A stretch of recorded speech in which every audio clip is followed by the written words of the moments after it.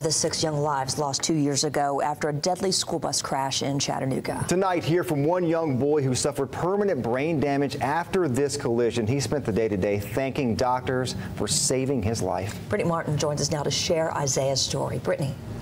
Yeah, Josh, Kim, Isaiah Stevenson is just 10 years old and has been through more surgeries and therapy appointments in the last 2 years than many of us will go through in a lifetime. But today, 2 years exactly since he was seriously hurt in that crash, he says he has big plans for the future. This is the picture none of us will ever forget. School bus 366 carrying 37 Woodmore elementary children crushed. Isaiah Stevenson says he was sitting near the middle where it wrapped around a tree. He has been very strong. Isaiah and his 2 sisters were on that bus the day it crashed on Talley Road.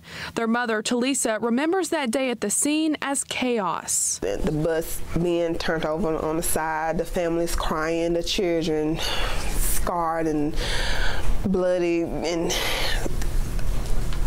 that's what I remember. She couldn't find Isaiah, but he was already at the hospital. When she got there, he was on a ventilator. Doctors told her Isaiah had a traumatic brain injury. He had glass in his eyes. He had to have eye surgery, little eye surgery. He had like a pierced lung. He had eventually ended up having to get a feeding tube, and he was in a medical-induced coma. Today, exactly 2 years since the crash, Isaiah, along with his 5 siblings, wanted to come back to the pediatric care unit at Erlanger. If it wasn't for their help, I wouldn't be here.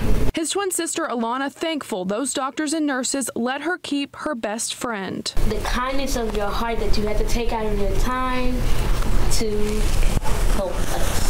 Isaiah says after all he's been through, he has big plans for the future. To be either a professional basketball player, vote for me, or the President of the United States. No dream is too big for the boy who has already overcome so much. Talisa says Isaiah is still in recovery. He has weekly appointments with neurologists and therapists. She also says he fell behind his classmates at school because he was out for so long, but the school system has been very helpful with catching him up. He still has plans to move up to middle school next year. Kim.